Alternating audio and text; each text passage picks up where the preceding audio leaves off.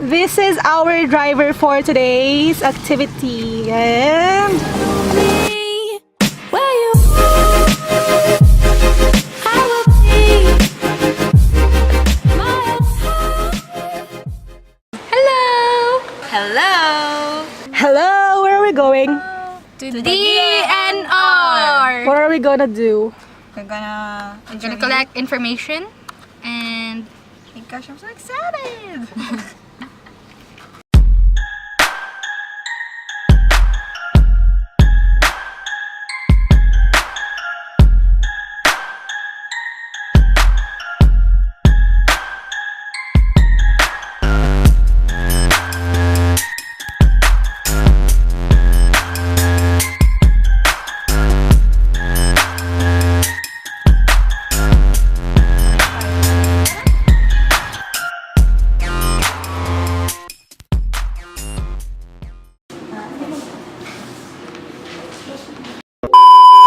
What can you say about climate change? climate change. Climate change? Yeah! Climate change is a change in the climate. Charot lang. Kasi ang climate change, it is already a pressing issue since before because nagkaroon na tayo ng ozone depletion kasi gumagamit ng CFCs, yung mga chlorofluorocarbons. So, our climate change, it tends to make our world warmer compared before.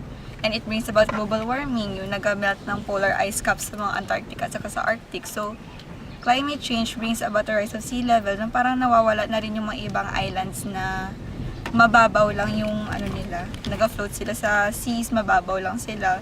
So, yun, climate change, it brings about natural disasters as well.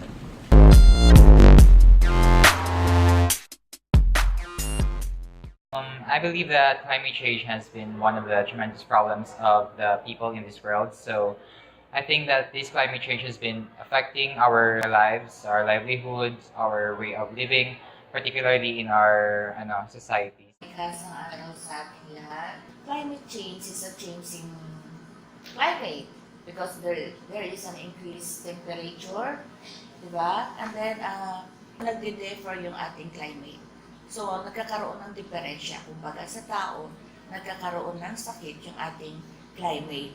So, sa ating mga scientists, yun ang kanilang magandang definition sa nangyayari sa kasalukuyan, sa buong mundo. So, ang interpretation ng ating mga scientists, climate change.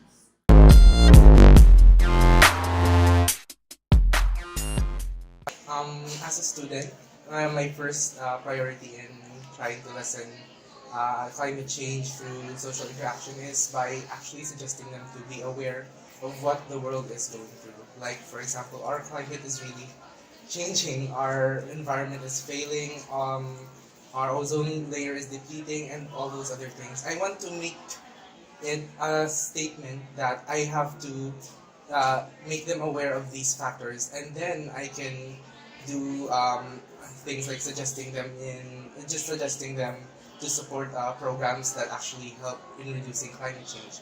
Because it's no use suggesting to someone that you should do this and not say, why should I do it? It's not very inspiring, and the students will not give any priority or will not give any heart into what they are going to do and what we are asking them to do. So my only priority is to make them know what the situation is and how they can help.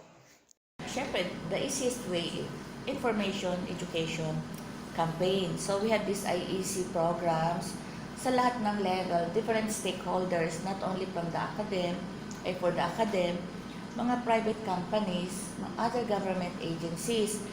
So, sa mga activities namin dito sa Environmental Management Bureau, which is a line bureau of the DNR, we are promoting the mainstreaming of ecosystem-based adaptation.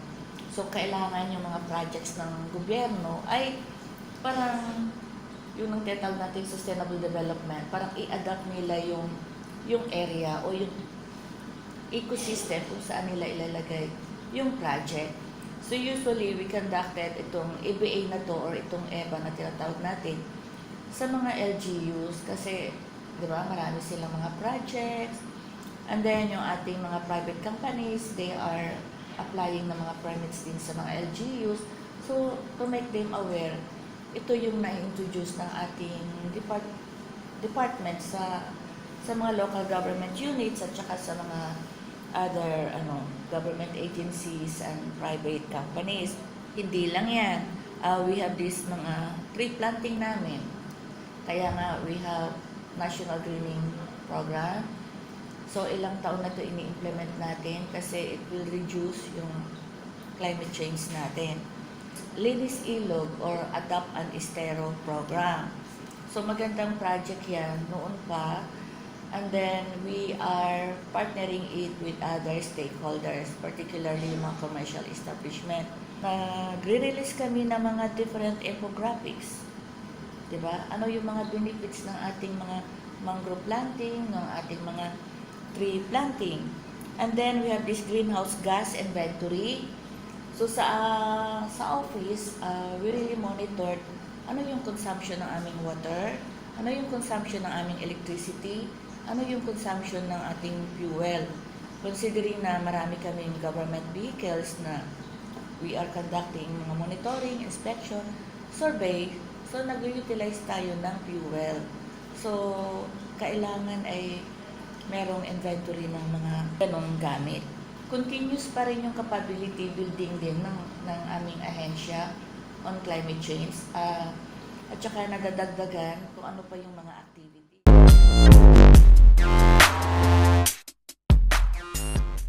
climate change. Actually, as I can remember, elementary pa lang grabe na yung issue.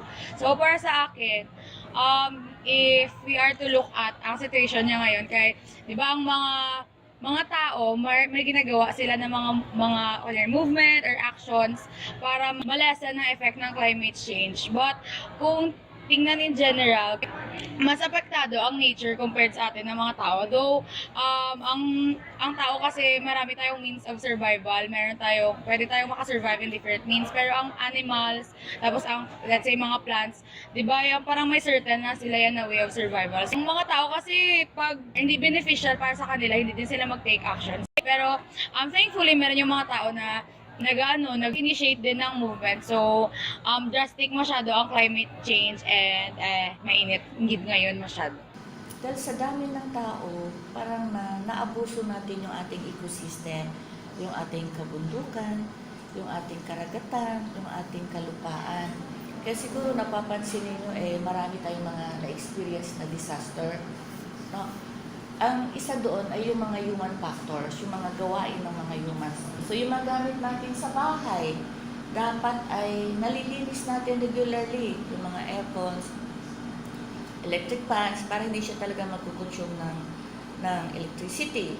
Pero ngayon nakikita natin, di ba, may mga tatak na yung mga appliances natin na environment friendly, di ba? Eco-saver siya. Kasi wala na yung certain chemicals o yung mga refrigerants. May mga control yan ngayon mga refrigerants na nakakasira sa ating atmosphere na nawawala na yan. Dahil sa patuloy na pag-uusap ng ating mga leaders. So, kaya dapat kayo, it will start in you, no? So, sometimes yung parents natin na medyo hindi nila alam yan, na kayo tinuturo na yan sa school, please i-practice nyo sa inyong households o sa mga kids. Pwede nyo nang turuan yan na yung mga candy wrapper o biscuit wrapper nila, wag itatapon sa kung saan-saan lang. Magtanim pa tayo ng maraming puno. Kahit lang sa bakuran ninyo o sa public places or along the roads. In a small way, pag marami kayo, pag sabay-sabay kayo, ang laki ng impact na yon. Tsaka yung mga sasakyan, dapat sulfur-free. Kaya nga, unleaded, yung mga dapat natin gagamitin, o yung Euro 4 na tinatawag. I-implement natin yung Solid Waste Management Act, the Clean Water Act, the Clean Air Act. So, yan yung mga batas na ating ini-implement.